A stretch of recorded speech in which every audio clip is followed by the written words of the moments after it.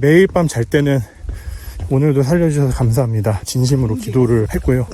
아침에 일어날 때도 오늘도 살려주셔서 감사합니다 기도했습니다. 다른 기도는 별로 나오지도 않았고 다른 원하는 것도 없었던 것 같아요. 아침에 일어나고 밤에 잘 때 내가 살아있구나, 와 오늘도 하루 지났구나, 오늘 안 죽었구나, 생명이 붙어있네, 감사하다, 그런 생각만 했습니다.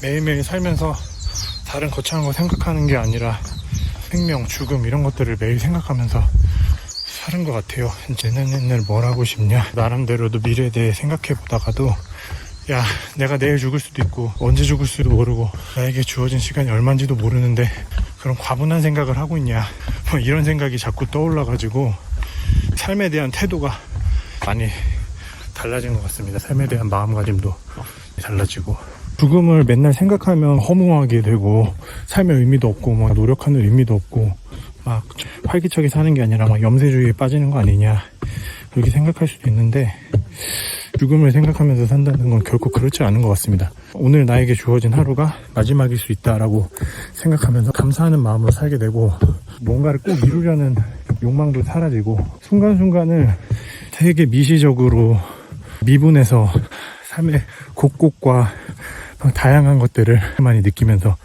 살아가는 것 같다는 생각이 들어요.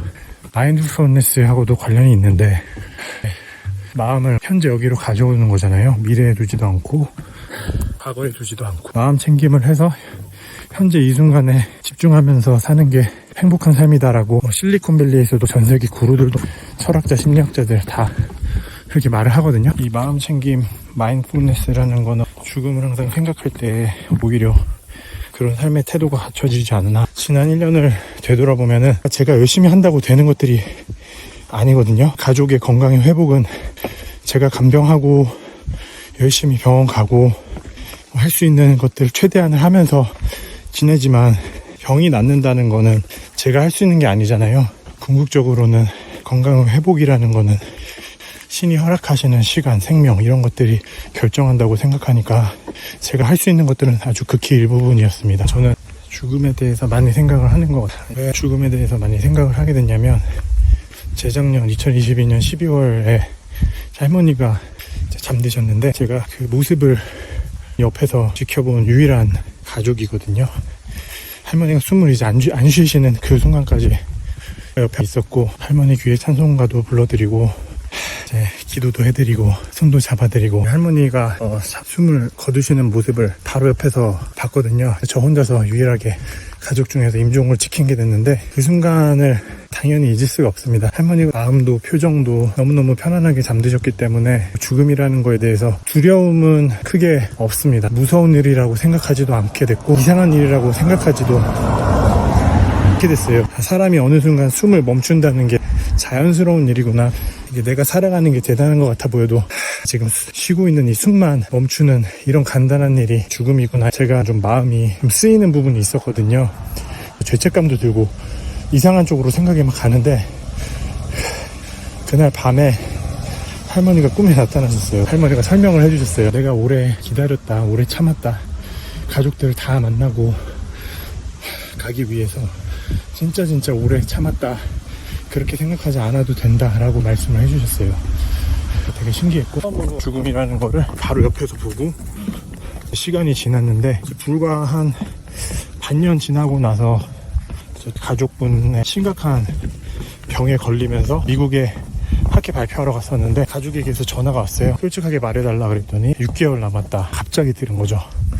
당장 그 순간 비행기 끊고 귀국을 했습니다. 제가 가족분이 아플 거에 대해서 미리 꿈을 꿨어요. 생명과 관련된 위협되는 일이 있다라는 거를 꿈으로 미리 알고 있었습니다. 사람의 생명이라는 거, 죽음이라는 거는 뭐 멀리 있는 자녀가 생명에 위협이 있으면 부모님이 느끼시잖아요. 이 인간은 영적인 존재이기 때문에 생명이나 느끼는 것 같아요. 그래서 저도 전화를 받기 2달 정도 전에 그 꿈을 꾸고 너무너무 깜짝 놀라가지고 또 다시 제가 죽음을 앞에 두는 상황이 된 거죠. 당장 귀국해서 가족을 뵈려고 하는데 코로나에 걸려가지고 비행기 안에서 엄청 앓고 한 2주 격리하고 나서 가족을 만날 수 있었어요.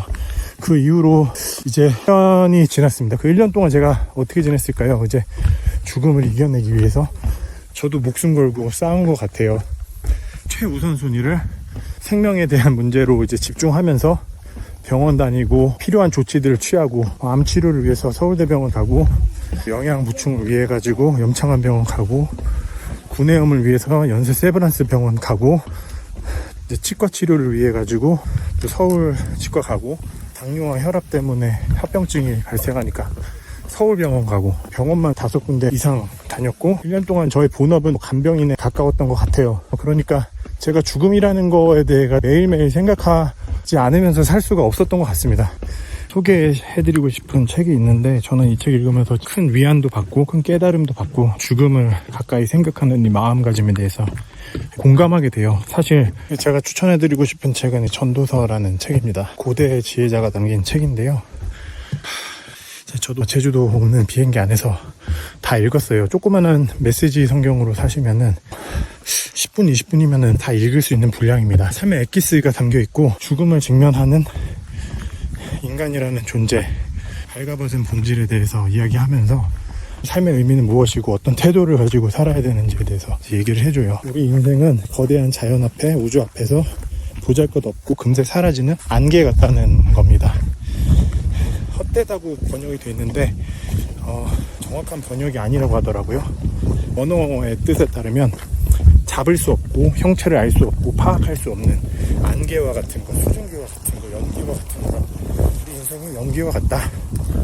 인생이라는 게 금방 나타났다가 사라지는 안개처럼 나타났다 사라진다는 거거든요. 인류의 역사, 우주의 역사 전체를 보면 우리 인생은 언제 죽었는지도 모를 정도로 금방 나타났다 사라지고 의미도 없고 모두가 잊어버리는 연기 같다. 부자든 권력자든 가난한 자든 고통을 주고 살았던 사람이든 고통을 받고 살았던 사람이든 인간이라는 존재는 유한한 존재라는 거를 인정하고 너를 초월하는 신을 인정하고 운명을 인정하면서 주어지는 일에 감사하고 사랑하는 사람과 맛있게 먹고 마시고 주어진 일에 보람을 느끼면서 살아라.